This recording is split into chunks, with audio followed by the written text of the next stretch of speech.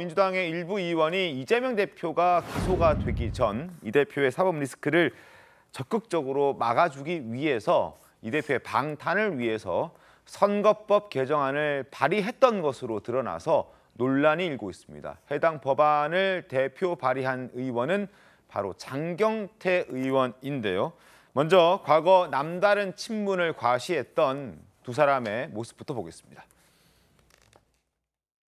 사실 우리 이렇게 네. 예, 신기하다. 장경태 의원님은 별로 모시고 싶지 않았는데 아니 너무 자주 뵙고 우리 있어요. 맨날 거의 매일 보고 있죠. 그리고 이제 젊지, 키 크지, 잘생겼지, 아이고.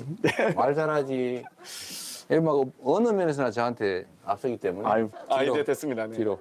저 요즘에 또 이렇게 볼을 가리면 됩니다. 이렇게. 귀가 빨개지고 있네요. 이렇게. 네. 얼굴 연락오고 있어. 네, 저런 모습도 보여줬던 두 사람의 모습인데, 자, 최다현 변호사님, 장경태 의원이 어떤 법안을 발의했습니까? 네, 그러니까 지금 선거법에서는 후보자가 자신의 예를 들면 행동이라든지 경력이라든지 재산에 대해서 허위 사실을 공표하면 선거법 위반이 됩니다. 근데 지금 여기에 대해서 장경태 의원은 후보자의 행위와 관련된 이 행위를 삭제하자는 거예요, 선거법에서. 그러니까 행위에 대해서 허위 사실을 공표해도 이 부분은 처벌하지 말자라는 것인데, 이게 왜 지금 문제가 되냐면 이 법안이 네. 이재명 더불어민주당 대표가 공직선거법 위반, 알다시피 김문기 전 처장을 몰랐다라고 허위 사실을 공표했다는 것으로 기소된 이후인 13일 이후에 이 법안이 발의가 됩니다. 네. 근데 이 법안이 단순히 이러한 내 행위만을 삭제하자는 것이 아니라 지금 기소 중인 사람에 대해서도 향후에 개정이 되면 이 법을 적용하자. 소급 즉, 적용하자. 소급 적용하자. 근데 일반적으로 법의 소급 적용 굉장히 예외적인 것인데 네. 이 소급 적용까지도 여기에 들어있는 것입니다. 그러니까 만약에 이것이 개정이 된다라고 하면 지금 현재 기소 중인 이재명 대표의 기소가 면제의 대판을 받게 되는 것이죠. 그러니까 결국은 법조계에서는 이러한 법을 이제 지금 개정하자고 하는 논의 자체가 이재명 대표에 대한 방탄을 위한 것이 아니냐. 그렇다고 한다면 이러한 국회의원들 스스로가 법을 이제 개정하고자 하는 이런 입법권을 남용하는 것이 아니냐. 이러한 지금 지적이 나오고 있는 상황입니다. 13일 전, 이재명 대표가 기소가 되기 직전 13일 전에 이 법안을 장경태 의원이 대표 발의해서 이거를 통과시키려는 의도로 지금 행안위에 걸려 있습니다. 근데 여기에 여러 의원들이 다 포함이 되어 있을 텐데 11명 정도 의원들이 있는데 다 친 이재명계로 분류되고 있는 의원들이 주르륵 이름들을 올리고 있습니다. 자, 지금 그래픽이 잘 나가고 있지만 지난해 8월 26일에 이재명 대표 기소의 근거 조항 삭제하는 선거법 개정안을 장경태 의원이 대표 발의하고 10명의 의원들이 추가로 여기에 이름을 올려서 지금 발의가 되어 있는 상태고, 그리고 13일 후에 지금 이재명 대표는 공직선거법 위반으로 기소가 됐습니다. 그리고 이게 통과가 되면 이재명 대표는 이미 기소가 됐고 법 만들어지기 전에 아마 어떤 판결이 나오겠지만, 그렇다 하더라도 이걸 다시 소급 적용할 수 있는 그런 내용까지 지금 포함되어 있기 때문에 최다현 변호사님이 잘 설명해 주신 대로 이재명 처벌을 면제해주기 위한, 정말 방탄을 위한 그런 법안이다. 그래서 법조계에서는 이건 입법권의 남용이다라고 얘기를 하고 있습니다. 김재섭 위원님, 이거 심각한 문제 아닙니까? 만약 그게 맞다면? 네, 실제로 행안위의 전문위원들이 반대 의견을 냈습니다. 이 법안을 검토를 하고 나서요. 그래서 네. 이 법안 자체가 저는 다분히 이재명 대표를 지키기 위한 방탄의 목적이라고 생각할 수밖에 없는 대목이 바로 기소되기 13일 전에 있었다라는 점. 네. 그다음에 이 공동 발의를 한 사람들의 면면을 또 살펴보니까 예를 들면 김남국 의원, 김용민 의원, 서영교 의원, 네. 이런 분, 김의겸 의원까지 네. 사실은 친명계 인사로서 이런저런 구설에 있었던 분들이 사실 이 11명의 공동 발의자로 있었거든요. 그렇습니다. 여러 가지 이제 정황들을 생각해 보면 사실은 이재명 대표가 민주당이라는 플랫폼을 방탄으로 활용했다는 비판이 계속 있지 않았습니까? 네.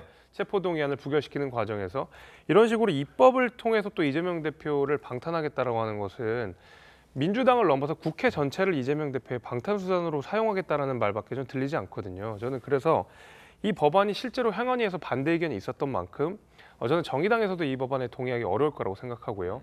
민주당 내에서도 이 법안을 통과시키는 거는 너무한다라는 비판 의견이 전 분명히 내부에서도 있을 거라고 생각합니다. 네. 친명계 중에서도 극히 이재명 대표와 가까운 분들이 이 공동 발의자로는 이름을 올렸지만 네. 상식 있는 민주당 의원들이라면 당연히 네. 이 법안에 대해서는 반대할 수밖에 없는 상황이다 이렇게 생각합니다. 제가 이제 이 법에 이 행위라는 조항이 그 들어간 게 2000년 그 바로 이 법 개정안에 이제 포함이 됩니다. 네. 왜 행위가 들어갔냐면은 잘 아시다시피 2000년 전과 선까지 그렇게 후보가 흑색 선전이 많았어요. 흑색 선전이라는 게 뭐냐면 사실이 아닌 거를 자기가 말과 행동으로 상대 유권자들에게 이제 공표하면서 상대를 공격하는 거 아닙니까? 이 흑색 선전을 없애자는 측면에서 행위가 들어갔어요. 네. 그 이후에 많이 없어졌습니다. 그러니까 이게 말하자면 자기가 허위 사실을 유포하거나 말하자면 자기가 사실과 다른 얘기를 내가 표를 얻고자 하는 목적으로 사용하는 건 이게 많이 이제 사라진 거죠. 근데 갑자기 지금 이게 이제 와서 왜 행위가 빠져야 하느냐? 이재명 대표가 여기서 수혜를 받는 거는 본인이 이제까지 수많은 거짓말과 수많은 이제 표를 얻기 위해서 했던 그런 사실과 다른 얘기들이 처벌받는 직전에 이 법이 빠져나가는 조항과 그 면책 사유를 주는 것 아닙니까? 이건 가지고 우리가 위인설법이라고 합니다. 특정한 개인을 위해서 만든 법, 이런 법은 만들면 안 되죠. 그건 위인설법은 법의 평등과 그다음에 어떤 정의사회 구현에 대한 측면에서 반드시 이거는 제척되어야 할 사유죠. 그리고 지금 장경태 의원이 설명하고 있는 내용이 있습니다. 일단 장경태 의원은 뭐 이제 법 조문을 보면 행위, 뭐 재산, 경력 등에 대해서 이제 허위 사실을 유포했을 때 이 죄가 성립이 되는 것인데 죄형 법정주의를 이야기하면서 죄와 뭐 형벌 이런 건 법으로 구체적으로 아마 정의가 내려져 있어야 된다라는 죄형 법정주의를 얘기하면서 행위에 대해서는 이게 범위가 광범위하고 그리고 또 아주 구체적으로 정의하기 힘들기 때문에 이걸 없애는 게 맞다라고 장경태 의원은 해명을 하고 있긴 합니다. 변호사님 입장에서는 이 해명이 받아들여지십니까? 네, 이게 이제 법조계에서는 이 해명이, 그러니까 이 이유가 좀 타당하지 않다라고 보는 것이 이 부분에 대해서는 이미 헌법재판소의 판단이 있었습니다. 그렇죠, 그렇죠. 해봤는데 이 선거법에 대해서 이 행위와 관련되어든지 아니면 어떠한 이 선거법 조항이 명확성의 원칙에 위배되느냐라고 했을 때 네. 이미 헌법재판소에서는 명확성의 원칙에 위배되지 않는다라고 얘기를 했고요. 또 대법원 판결에서는 예를 들면은 뭐 행위, 경력, 재산 등과 관련되어서 이것을 제한적으로 예시라고 보는 것이 아니라 열거라고 보고 있어요. 그래서 여기에 대해서만 처벌을 하겠다라고 보고 있는데다가 만약에 행위를 없앤다고 한다면 이것을 없앴을 때 우리 선거에서의 여러 가지 문제점들에 대해서 처벌할 수 있는 규정들이 없어지게 되거든요. 그러니까 소위 처벌의 공백이 생기기 때문에 이런 부분들에 대해서는 일각에서는 이 장경태 의원의 이러한 해명이 좀 이해가 되지 않는다라는 얘기들도 나오고 있습니다. 통과가 될까요? 어떻게 좀 될 것 같습니까, 박선민 비서관님? 글쎄요, 아직까지는 구체적으로 이제 법안이 발의된 뒤에도 행안위에 뭐 걸려 있다라고는 앵커께서 말씀을 하셨지만 네. 그 뒤에 적극적으로 이제 통과를 위한 움직임은 포착되고 있지 않은 것 같습니다. 실제로 아마 법안이 검토되는 과정 중에 전문위원들뿐만 아니라 선관위에서도 상당히 우려스럽다라는 의견을 낸 것으로 알고 있고요. 아마 이제 법안을 검토하는 과정 속에서 방금 최단비 변호사께서 언급하신 것처럼 대법원 판례라든지 이런 과거의 판단의 사례를 통해서 이 법이 타당하지 않다 또는 위헌의 여지가 있다 또는 이 법안을 통과시켰을 때 과도한 역풍에 직면할 수 있다라는 리스크를 계산을 해봤을 때에는 이것을 통과하기 위해서 적극적으로 움직이는 그 과정 자체가 당에 상당한 부담을 줄 수 있다라는 내부의 판단이 있었을 수 있습니다. 네. 그렇기 때문에 뭐 법안을 발의하는 것은 헌법기관 개개인인 국회의원의 권한이기도 하지만 그 과정에서는 어쨌든 국회 안에서의 토론과 논의를 통해서 합리적으로 결정이 되어야 하는 부분이 맞거든요. 그래서 아마 아직까지 이 발의가 된 뒤에 구체적으로 통과를 위한 움직임이 보이지 않고 있는 걸로 봐서는 아마 뭐 내부적인 판단이 있었던 걸로 보입니다. 알겠습니다. 상황을 좀 지켜보도록 하겠습니다. 자, 그리고 여러 가지 상황을 봤을 때 결국 이재명 대표의 방탄을 위해서 민주당 내 의원들이 움직이고 있다. 그런 시도들을 계속하고 있다라는 걸 저희가 지켜보고 있습니다. 자, 그렇다고 하더라도 과연 끝까지 이 대표를 지킬 수 있을지는 장담하기 어려워 보입니다. 특히 이 대표가 공직선거법 위반 혐의로 격주 금요일마다 재판을 받고 있는데 재판 때마다 불리한 진술이 계속 이어지고 있기 때문입니다. 특히 지난 금요일에는 이 대표의 친형 강제 입원에 대한 폭로가 또 나왔습니다. 먼저 과거 친형 강제 입원에 대해서 부인했던 이 대표의 목소리부터 들어보겠습니다. 정신적으로 문제가 있는 걸로 확인이 됐고 강제 입원을 어머니나 제가 시킨 게 아니라 그 부인과 딸이 했고 이건 이미 공개되어 있는 자료이고 지금까지 수없이 제기된 그런 문제들 다 근거가 없다는 것들을 여러분도 아실 겁니다. 저와 무관한 저의 가족들 또 주변 사람들이 저로 인해서 또 정치라는 이유로 고통받지 않았으면 좋겠습니다. 저렇게 얘기했었습니다. 그러나 지난 금요일 재판에서 세 번째로 법정 대변을 한 유동규 전 본부장과 설전을 하던 중 이런 일이 벌어졌습니다. 보시죠. 왜 직접 본인이 나섰는지는 아직 잘 모르겠습니다. 조금 있다가 이제 뭐 여기 패널들께 여쭤볼 텐데 직접 유동규 전 본부장의 질문을 던지러 본인이 직접 나섰습니다. 자, 웬만하면 얘기 안 하려고 했는데 하면서 나왔죠. 그러면서 많이 힘들죠 했더니 뭐 안 힘듭니다 라고 대수롭지 않게 유동규 전 본부장은 받아칩니다. 다음 장 보시죠. 자, 내게 그림을 그려가면서 설명했다는 게 어떤 것인가 라고 했지만 뭐 어떤 내용을 정확하게 기억은 안 나지만 대장동과 관련된 내용을 설명하면서 함께 그림을 그린 것은 분명하다. 그건 맞다라고 두 사람이 대화를 나눕니다. 법정에서. 자, 불법 행위를 하면 내가 용인했을 거라고 생각하느냐? 나는 불법 행위를 용인하지 않았던 그런 성남시장이 아니었느냐라고 물었더니 그리고 또 이를 한 번 더 얘기합니다. 숨기는 게 불가능하니 숨길 일을 하지 말라라고 나도 분명히 얘기했고 우린 어항 속의 금붕어다. 사람들이 많이 지켜보고 있다. 그러니까 불법적인 행동은 해서는 안 된다라는 걸 본인이 이재명 시장 당시 시장이 숱하게 얘기하지 않았느냐, 여러 차례 말하지 않았느냐라고 얘기를 했더니 그다음 유동규 본부장의 답을 한번 보시죠. 정진상과 김용이 하는 걸 그럼 정말 모르셨느냐? 그 사람들이 지금 돈을 이렇게 받아 챙겼던 걸 모르셨단 말이냐라고 되묻기도 하고 그리고 형님을 정신병원에 강제로 집어넣는 건 범죄. 그 범죄는 밑에 사람한테 안 시키지 않았느냐? 안 시켰느냐? 그것 또한 시장님이 당시 밑사람들에게 시키지 않았느냐라고 얘기를 한 겁니다. 어떻게 좀 보셨습니까? 저는 이제 여기에서 보면은 이재명 대표가 변호사 출신다운 말하자면은 증인 신문을 합니다. 그러니까 말하자면은 당신 그때 나한테 그렸던 걸 다시 한번 얘기해봐라. 기억 안 납니다. 사실 그 오래된 시절에 어떤 그림을 그려서 설명했는지 이렇게 되니까 유동규 씨 입장에서는 진술의 신빙성에 의심받게 되는 거예요. 자기가 그린 기억도 기억 못하나? 그러니까 유동규 씨가 또 그런 얘기 합니다.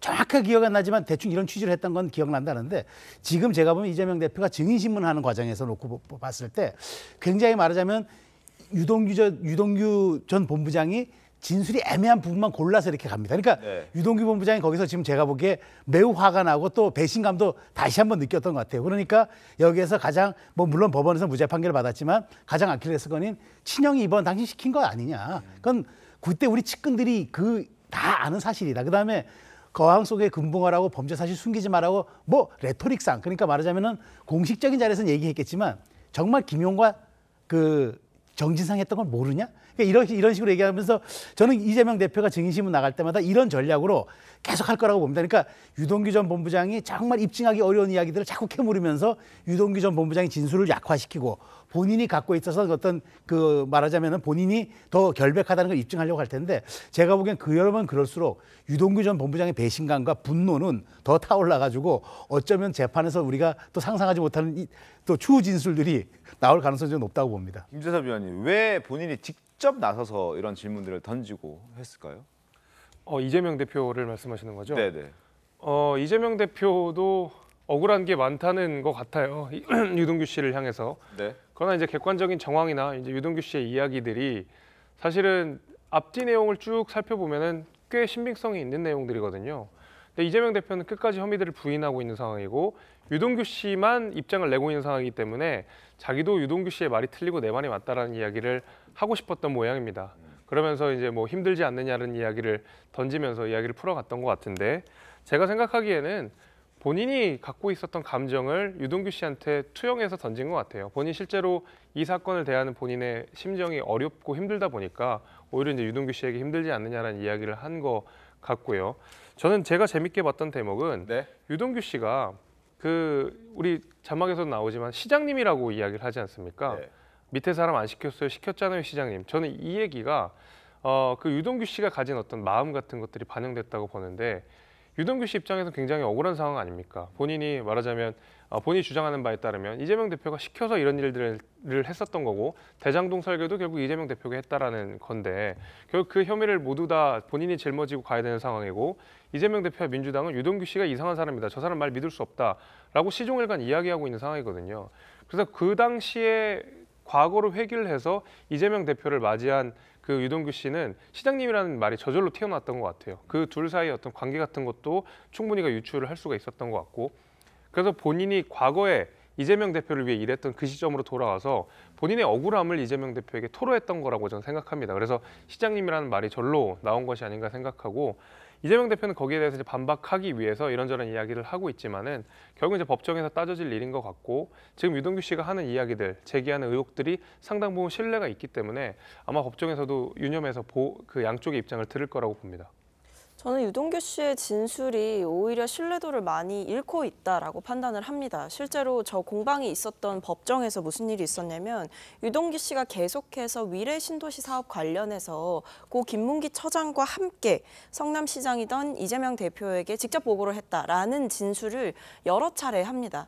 하지만 당시에 이제 여러 가지 보고 내용이라던가 보고 일시를 제대로 그 시점조차 특정하지 못하는 부분을 지적을 하니까 유동규 씨가 법정에서 말을 바꾸거든요.